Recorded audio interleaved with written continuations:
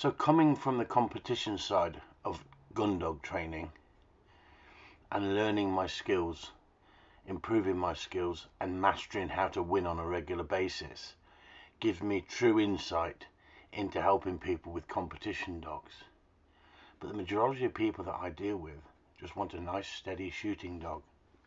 Now, does a nice steady shooting dog need to be so consistent and so precise as a competition dog?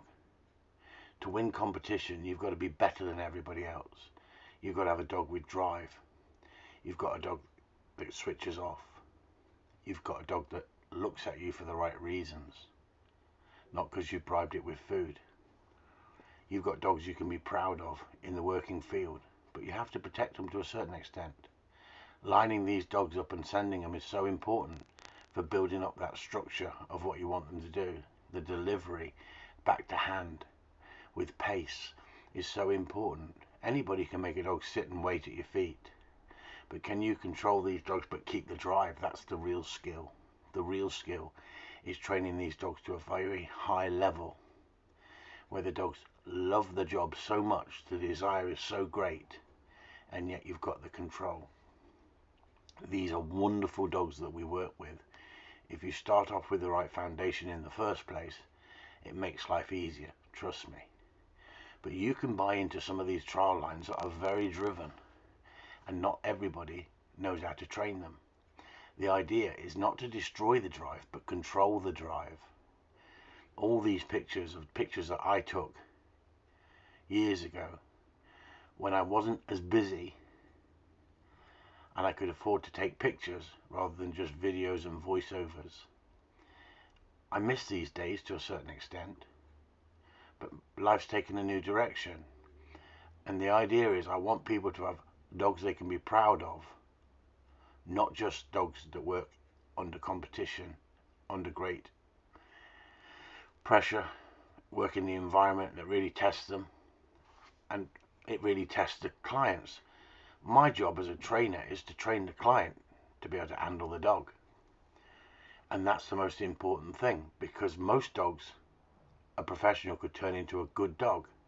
Not all dogs, that's what I've got to stress, not all dogs have got it, but you can get the best out of them if you've got a true understanding how to get the best out of them. And the idea is it's not done overnight.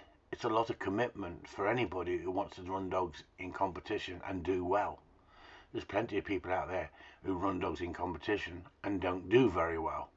But if you want to do well, you've got to be better than everybody else. You've got to be better than the film stars, because the film stars on the day will beat you unless you're far better and your dog stands out. It's as simple as that. I like a driven dog. Does that mean that everybody wants a driven dog? No. But just because it's a trial dog doesn't mean it won't make a good working dog. But people fear ruining their dogs on shoots, their trial dogs, so they protect them. And I understand why to a certain extent. But where does your dog gain the experience? Working in the field. But does the dog then become wise and more self-employed? Well, in some cases, yes, if you don't know what you're doing. But the skill is to be able to take them in the field, work them in the field, and still competition them. If you can't work your dog in the field under that pressure and that temptation, have you really got a quality dog? Because if you're protecting it only for competition, does it mean a competition dog is better than a shooting dog in the field? A good competition dog should be a polished shooting dog of a high standard.